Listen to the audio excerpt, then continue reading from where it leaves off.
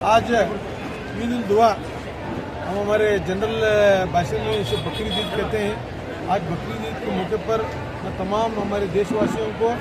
कर्नाटक के लोगों को, खास करके हुबली धारवाड़ कॉर्पोरेशन के लोगों को ईद उल दुआ की मुबारकबाद देता हूँ। आज जो हमारे मौलाना अब्दुल सुबान के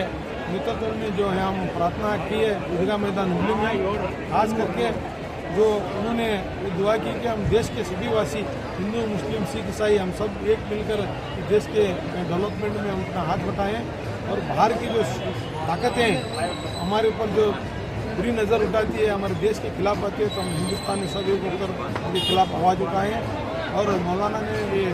खास करके एक प्रार्थना की कि 100 साल के पहले, 150 साल के पहले, 50 साल के पहले हम लोग कैसे हिंदू, मुस्लिम, सिख, ईसाई मिलकर हिंदुस्तान में रहा करते थे, वैसा दिन अल्लाह ताला ने बहुत दिखाई करके खास करके दुआ करें। और जब हम ईद मनाने वक्त